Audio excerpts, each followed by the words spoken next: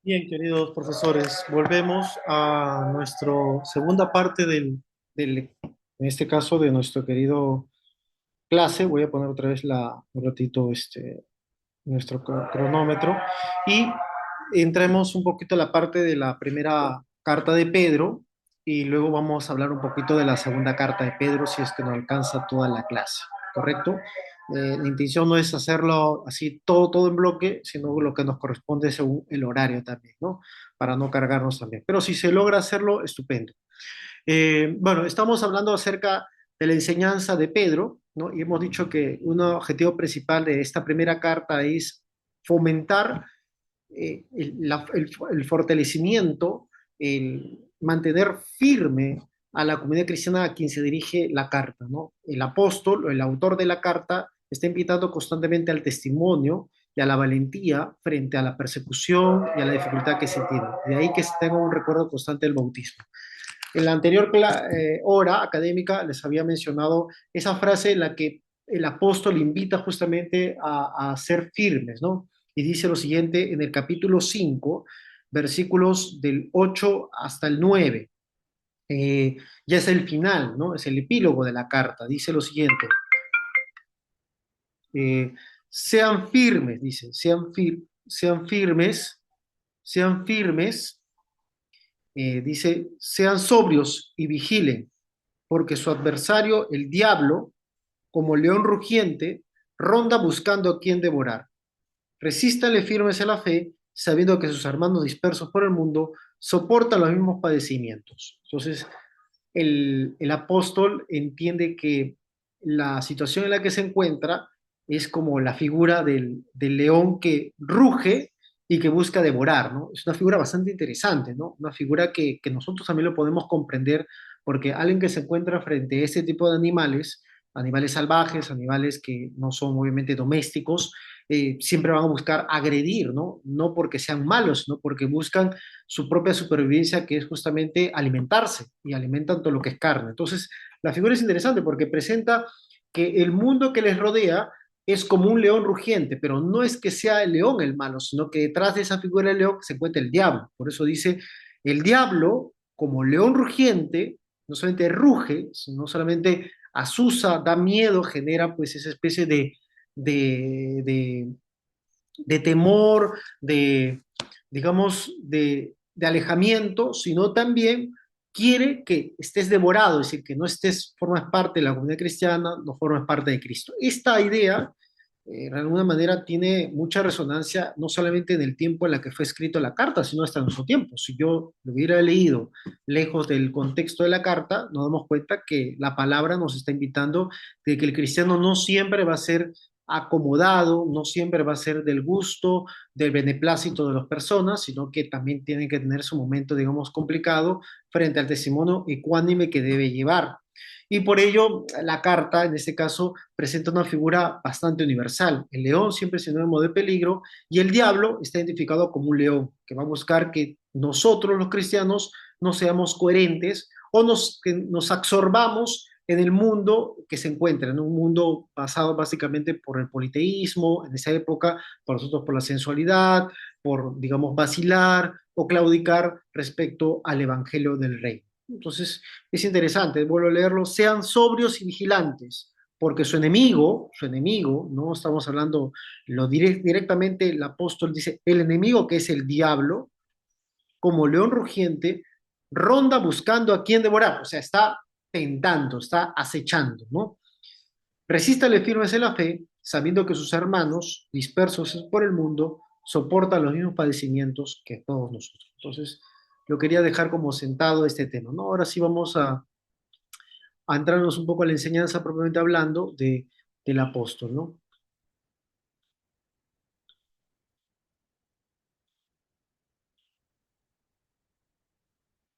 Ahí lo tenemos. Bien. Bueno, un poco antes de esto ya hemos hablado el punto nuclear y lo que quería dejar a entender es un poco estas enseñanzas de la carta, ¿no? Una enseñanza clara sobre las persecuciones, ¿no? Hay un consuelo por parte del autor hacia los que lo leen y una exhortación a la vez a mantenerse firmes en la fe, ¿no? Sean firmes, manténganse en la fe, como hemos escuchado ahorita en la última parte de la carta, ¿no? Las persecuciones son parte de la prueba del cristiano, ¿no? Que purifican y llevan a la salvación. O sea, les está viendo una perspectiva sobrenatural, no solamente una perspectiva humana. Del punto de vista humano, es una cuestión complicada, ¿no? Siempre podemos llamar a estar claudicados, pero el apóstol, el autor de la carta, invita justamente a no claudicar en ese camino, ¿no?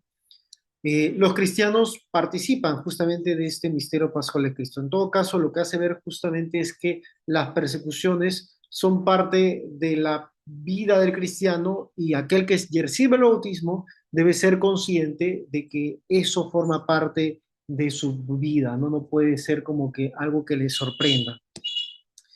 En el tiempo en la que se encuentra, no es probable que esté refiriendo a persecuciones oficiales, las de Nerón, que se extendieron en el Asia Menor, y las que afectaron a todo el imperio bajo Domiciano y Trajano, sino que son seguramente que hubieran sido ubicadas con más viveza.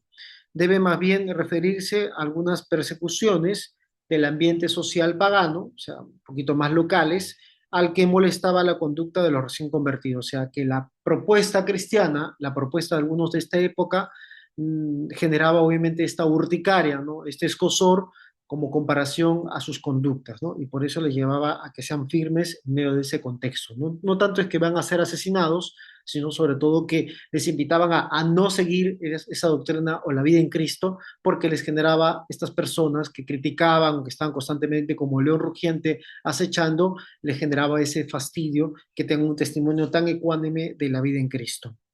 Esta situación incómoda afecta a toda la comunidad frente a sus conciudadanos, pero se extiende también al ámbito familiar, donde los esclavos han de soportar injusticia de sus amos y las mujeres intolerancia de sus maridos.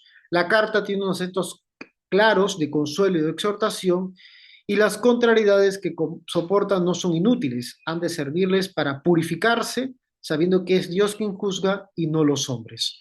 Sobre todo han de saber que los padecimientos, a imitación de Jesucristo, que murió en la cruz y que sufrió también, atraerá muchos bienes, incluso la fe, a sus mismos perseguidores. Qué importante, ¿no? Una perspectiva sobrenatural que presenta la carta, ¿no?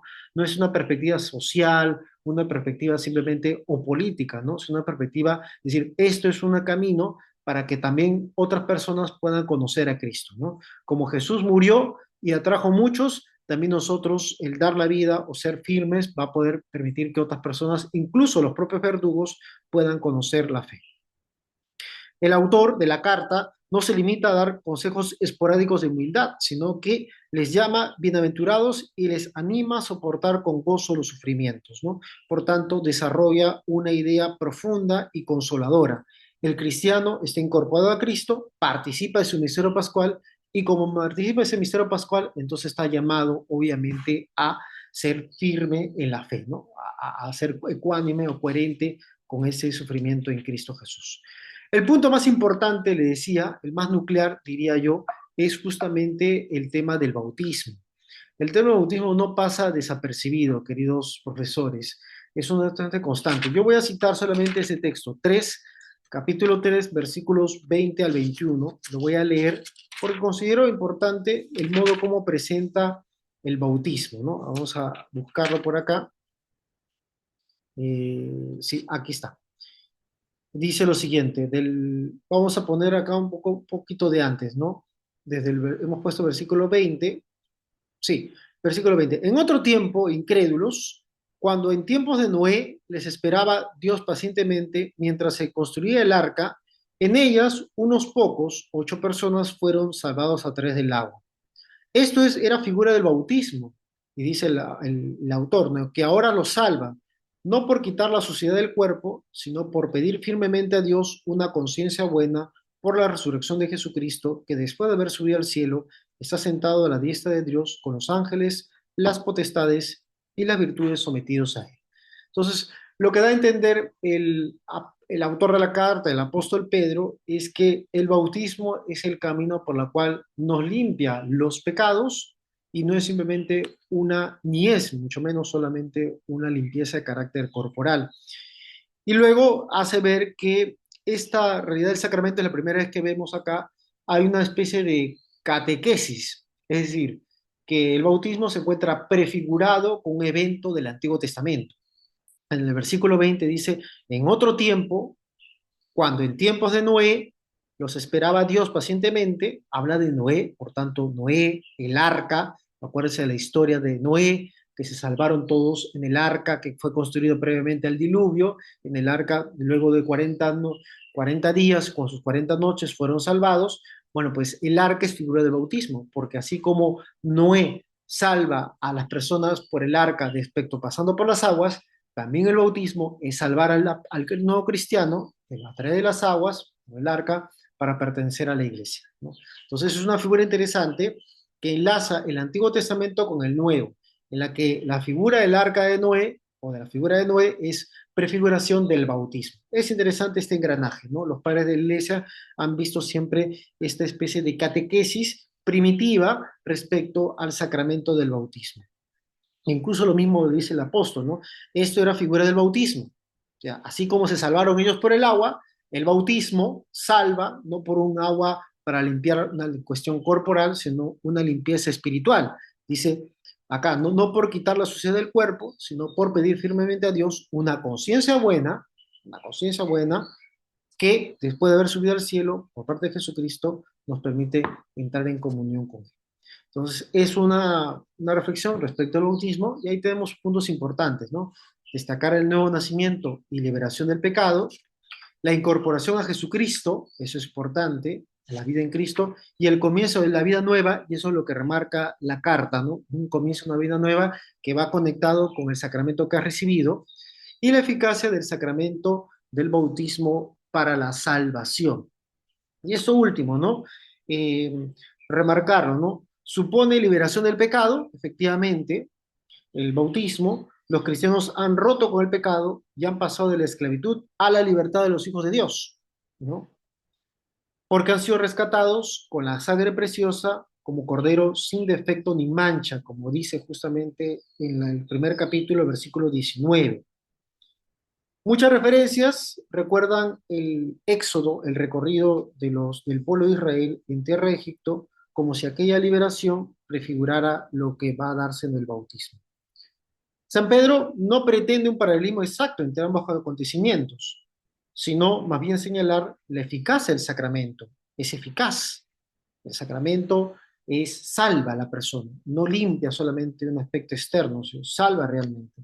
El bautismo limpia el alma del pecado original y de cualquier otro pecado, purificando el corazón de toda mancha al bañar el cuerpo con agua pura. Esto lo va a decir también en la primera de Pedro, la carta, en el capítulo 3, versículo 21, en la que justamente hemos leído hace un ratito, ¿no?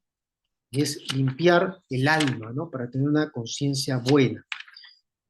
Otros aspectos a tener en cuenta de esta carta, ahora vamos a pasar por aquí, es la presencia de la actividad de las tres personas divinas, ¿no? Hace mención justamente al Padre, al Hijo y al Espíritu Santo. Esto se encuentra en el capítulo 1, de versículos de 2 al 12, y también en el capítulo 4, de del versículo 14, propiamente hablando. Entonces, primer capítulo, versículos 2 al 12, y el capítulo 4, en los versículos 14, ¿no? Propiamente hablando, haciendo ver justamente la acción de la Trinidad en la vida del cristiano. Otro elemento es presentar la divinidad de Jesucristo, con el título de Kyrios, Señor, ¿no? La divinidad y la obra del Redentor de Jesucristo con el título de Señor, ¿no? Presentándolo con su muerte, pasión, muerte y resurrección. Eso se encuentra también en el capítulo 1, versículos 17 al 21, y en el capítulo 3, de los versículos 18 al 22. Y además de este tema cristológico, diríamos también, tenemos otra mente eclesial muy importante, incluso que alguna parte de estas nosotros lo cantamos en misa al inicio de la Eucaristía, que es presentar la iglesia como pueblo sacerdotal y edificio espiritual. Esto se encuentra, queridos profesores, en el capítulo 2, versículos de 4 al 10. Vamos a leer un poquito, fíjense lo que dice acá, lo leo para que ustedes lo tengan y si lo tienen a la mano, lo puedan leer conmigo también. Al acercarse a él, piedra viva desechada por los hombres, pero escogida y preciosa delante de Dios, también ustedes, como piedras vivas, son edificados como edificio espiritual para un sacerdocio santo, con el fin de ofrecer sacrificios espirituales agradables a Dios por medio de Jesucristo. Por eso, para ustedes, me salto un versículo, los creyentes, el honor, pero para los incrédulos, la piedra que desechan los arquitectos, esta ha llegado a ser la piedra angular y piedra de tropiezo. Es una cita explícita del capítulo de Isaías. Pero me gusta mucho esta frase, el versículo 9 de este capítulo, ¿no? Ustedes son linaje escogido, sacerdocio real, nación santa, pueblo adquirido en propiedad para que pregonen las maravillas de aquel que los llamó en las tinieblas, de las tinieblas a su admirable luz. Bonita, ¿no? Es una frase que nosotros lo hemos hecho canto litúrgico, ¿no? Cuando cantamos Pueblo de Reyes, Asamblea Santa, ¿no?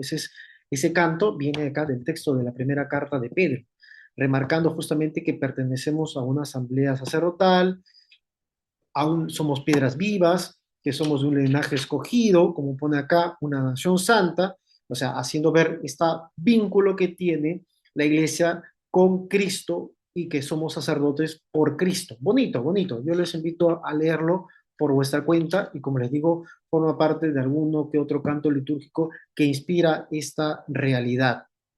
Ahí está en el versículo, capítulo 2 versículos del 4 al 10. Y la frase que acabo de mencionar de linaje escogido, sacerdocio real, nación santa, pueblo adquirido en propiedad, se encuentra en el versículo 9 de este capítulo. Así que los invito a leer porque es una manera también de remarcar esta cuestión.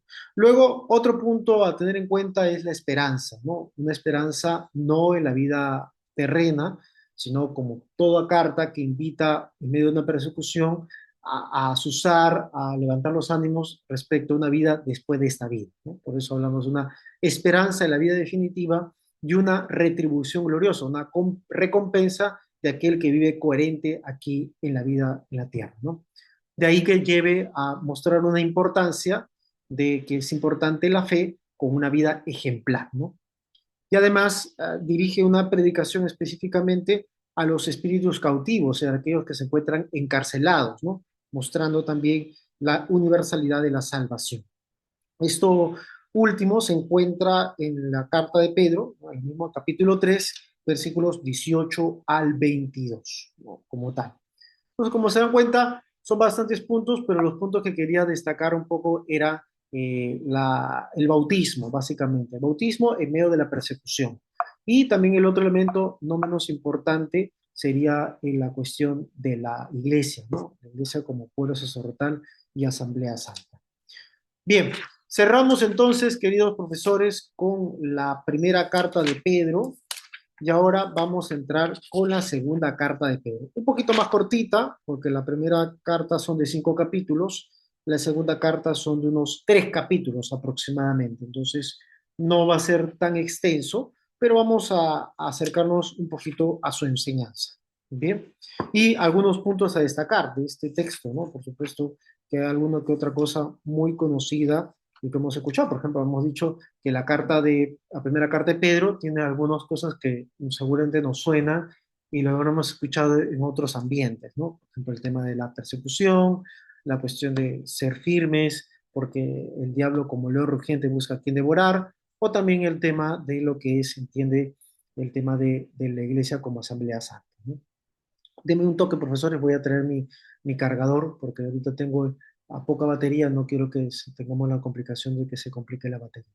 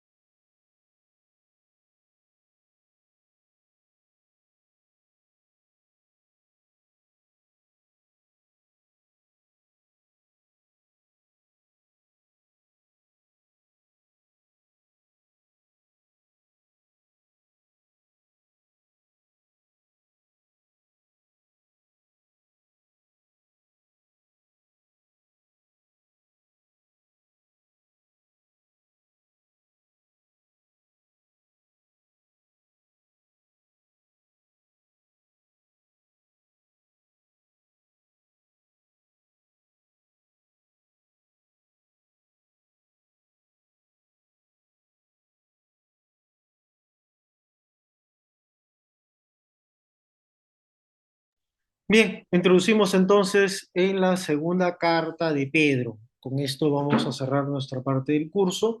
Eh, Vamos a intentar cerrarlo, ¿no? Yo creo que sí, porque estamos a buen tiempo. Y bueno, si lo acabamos antes, lo acabamos antes, en todo caso. La idea no es saturarnos, ¿no? Igual es un video que lo van a poder ver y ver de manera pública. La segunda carta de Pedro, entiéndase que es una carta que está en cierta continuidad con la primera carta y que se entiende que también está vinculada con la autoría del primer autor, en este caso de Pedro, el apóstol Pedro. Y así comienza justamente en su primer versículo, lo leo literalmente en el versículo 1, de Simón Pedro, siervo y apóstol de Jesucristo, a cuantos por justicia de nuestro Dios y Salvador Jesucristo les ha tocado, ¿no? En suerte una fe tan preciosa como la nuestra. Gracia y paz en abundancia para ustedes mediante el conocimiento de Dios y de Jesús, Señor nuestro. Simón Pedro, siervo y apóstol de Jesucristo. Un inicio, un encabezamiento igual que la primera carta. Entonces, entendiéndose que es un poco en esa semejanza.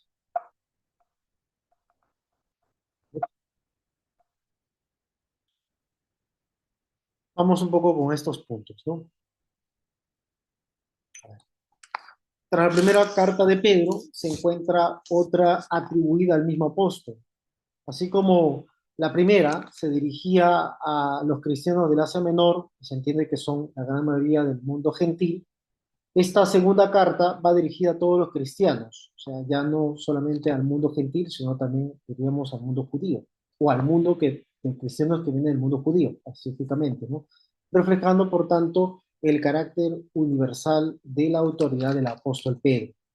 El escrito refleja el esfuerzo de los primeros cristianos por vivir y transmitir fielmente la fe recibida por tradición apostólica, un ambiente que constituye una continua amenaza por mantenerse firme.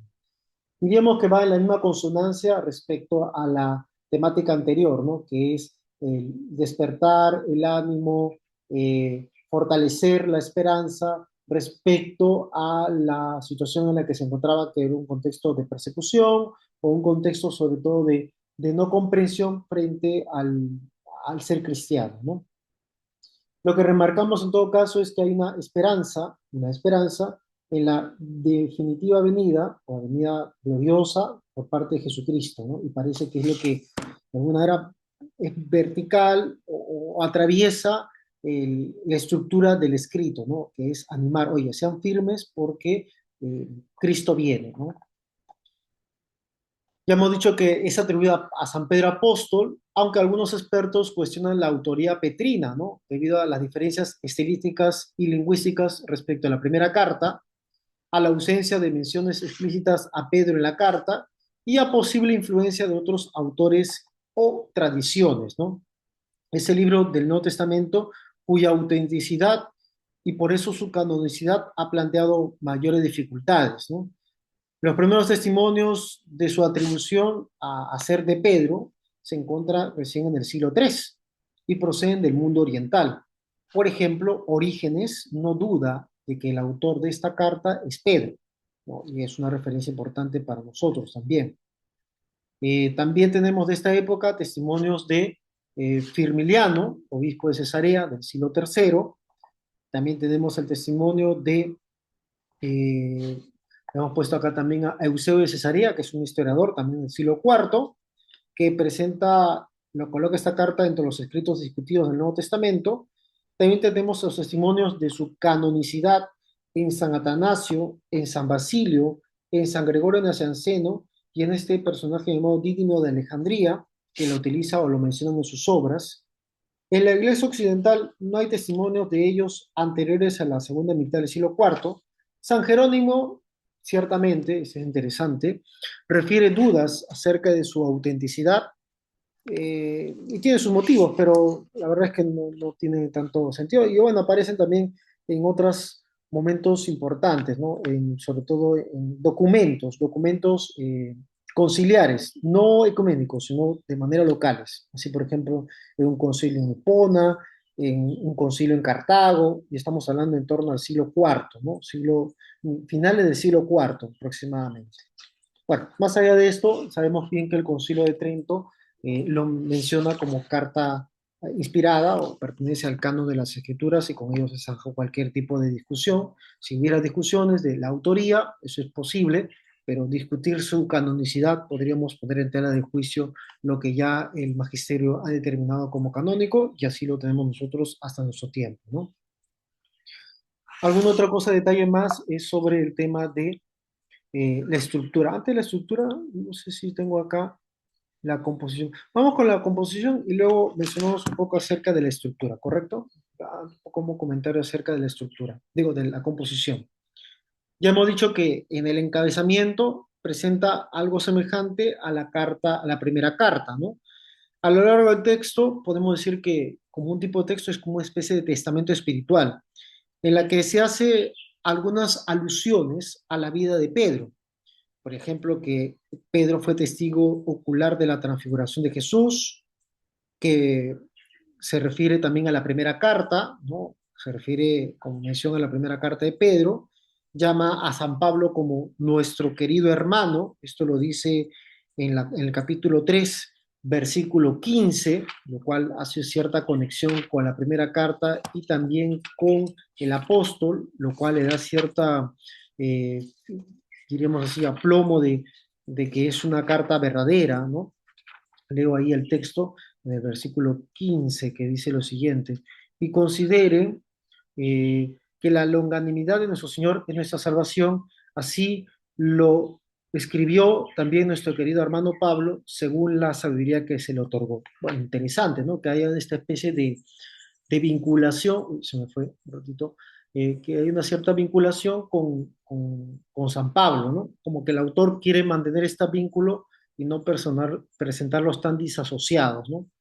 Bien, es interesante esta alusión que tenga Pablo con Pedro, que sabemos bien que tuvieron un encuentro según el relato de los Hechos de los Apóstoles, ¿no?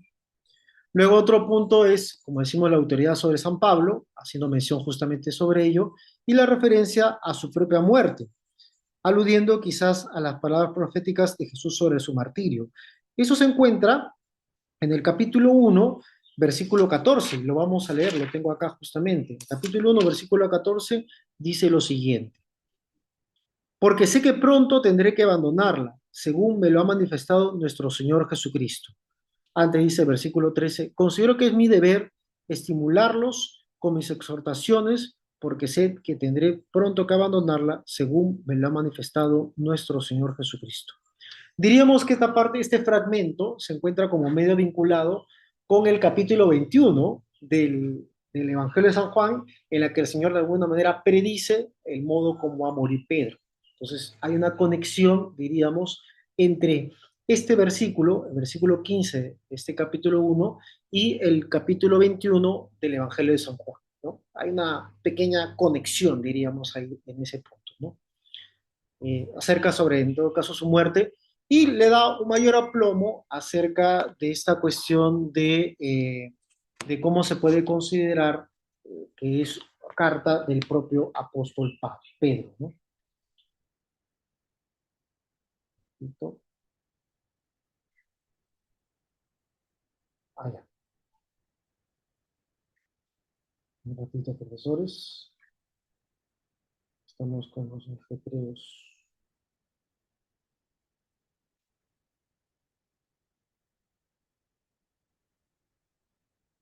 Ah, ok. Bien, otro detalle más. Destinatarios y fechas. A ver, destinatarios y fechas, porque ya hemos hablado un poco acerca de la autoría, como mencionamos atrás también, pues las discrepancias que puede haber, los puntos en contra, como los puntos a favor de este punto, ¿no? Pero parece que la carta está dirigida a cuantos, vamos a poner la cita exacta, primera de Pedro, capítulo 1, versículo 1, a cuanto les ha tocado en suerte una fe tan preciosa como la nuestra. Se puede interpretar esta idea que aparece en el primer versículo a todos los cristianos en general. No hay de ningún tipo de, digo, segmento, pero en específico parecería dar a entender a aquellas personas o comunidades cristianas que son del Asia Menor, que es prácticamente el lugar donde ha sido muy evangelizado tanto por Pedro como por Pablo, o también la zona de Grecia, a los que quiere prevenir contra la enseñanza de falsos doctores, ¿no? Eh, Bueno, en general, ¿no? Eso es un poco la dirección de la carta, ¿no? Cartas, por eso llamamos católicas, porque van dirigidos a, digamos, públicos muy amplios. Acerca de la fecha de la composición que se propone, entendemos que va desde los años 60, muy en línea con la carta anterior y la carta de Santiago, hasta lo que sería eh, lo que llamamos hasta el siglo II, siendo Roma el lugar más probable de la redacción. Esto segundo ya lo dejaría un poquito más complicado, ¿no? Por considerar que la segunda carta de Pedro pertenece al siglo II, es decir, ya más allá de la primera o segunda o tercera generación de cristianos, haría ver que ya no sea tan canónica y sobre todo sea un poco más un texto de algún padre de la iglesia. Yo sería más partidario de que sean todos los datos apunten que sea en torno a los años 60, ¿no? Aquí podemos, puede haber probablemente otras posturas, pero considero que llegar hasta el siglo II ya es un poco más complicado, ¿no? Creo que tendría que ser antes de haber acabado el siglo I, ¿no? Y bueno, la redacción probablemente Roma, pero está vinculado al autor que es Pedro, entiéndose que está en el contexto en el que se encuentra en la ciudad eterna. La enseñanza, bueno, la estructura, vamos con la estructura. Ahora sí vamos un poquito más atrás con la estructura.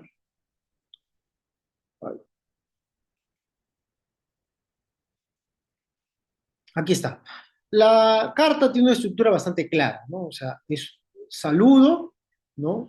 Saludo, encabezamiento, saludo, cuerpo, despedida. O sea, es una carta, ¿no? A diferencia de otros documentos en la que solamente aparece un saludo y ya no hay una despedida, esta sí tiene un cuerpo bastante claro de ser una epístola, ¿no? Y como decíamos, carácter más característico de un, tes- un testamento espiritual, ¿no? Y como testamentos tiene una dirección. Comienza con un saludo, semejante a otros documentos del Nuevo Testamento, y termina con una exhortación a la perseverancia. Tiene tres partes, ¿no? La tenemos acá en el texto, ¿no? La primera es una llamada a manifestarse fieles a la doctrina recibida. Va en la línea de la anterior carta, ¿no? La segunda es una larga diatriba, o sea, una especie de reflexión contra aquellos falsos doctores, es decir, personas que se presentan como verdaderos, pero que al fin y al cabo son falsos, o sea, presentan una doctrina falsa según su conveniencia, que llevan una vida pervertida y pretenden corromper a los demás. La tercera, y es la no parte no más importante, es en la que trata sobre la parucía. ¿Qué es la parucía, queridos profesores? El juicio final, ¿no? El juicio final. Es una carta que habla de este tema porque está invitando al cristiano a ser firmes, no tanto solamente en esta tierra, sino hacia el cielo, ¿no? ¿No? Va en la misma línea del anterior, pero este es mucho más remarcante, ¿no? Y la tercera justamente propone una verdadera enseñanza que es la enseñanza en Cristo Jesús. Valdría la pena reflexionar a este tema de la parucía, no sé si lo he colocado por aquí, sí, creo me parece, que se encuentra en la parte de enseñanza, pero vamos a leer ese capítulo sobre la parucía, ¿no? Dice el versículo, capítulo 3 versículos del 3 al 4. Tengan en cuenta ante todo, que en los últimos días vendrán hombres que se burlan continuamente de todo y que viven según sus propias concupiscencias. ¿Y qué dirán? ¿Y qué dirán? ¿Dónde está la promesa de su venida? Porque desde que los padres murieron, todo continúa como desde el principio de la creación. Fíjense la idea, ¿no? Es una idea que podría ser tranquilamente como que actualizada a la hora, a nuestro tiempo, ¿no? En la que siempre hay una especie de cuestionamiento sobre la venida de Cristo o si realmente la doctrina de Jesucristo es realmente escatológica o de un juicio final, ¿no? Sigo en el siguiente versículo, versículo 5. Ignoran deliberadamente que en otro tiempo hubo cielos y tierra. Esta, por la palabra de Dios, surgió de las aguas y quedó asentada en medio de ellas, y así el mundo de entonces pareció anegado por las aguas. A su vez, los cielos y la tierra de ahora, por la misma palabra, están reservados para el fuego y guardados para el día del juicio y la perdición de los impíos.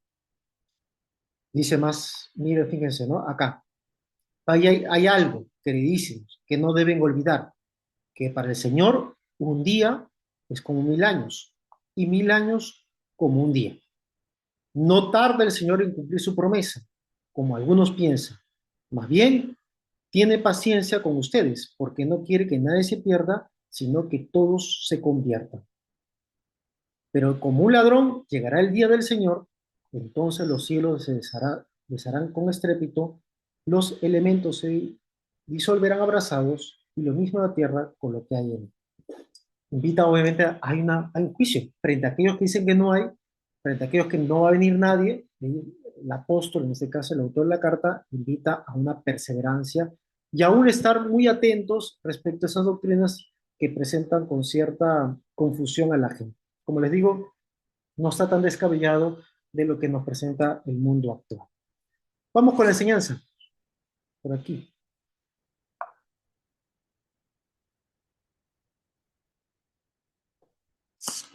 Bueno, un momento importante de la enseñanza de esta carta es acerca de la inspiración de las escrituras. Es uno de los pocos textos que habla sobre la escritura, o sea, la escritura es todo, pero esta es la poca carta que hace reflexión acerca de la naturaleza de la escritura, o sea, reflexiona sobre la escritura, no sobre lo que contiene, sino lo que es la escritura, y se encuentra justamente en el capítulo 1, versículos 19 al 21.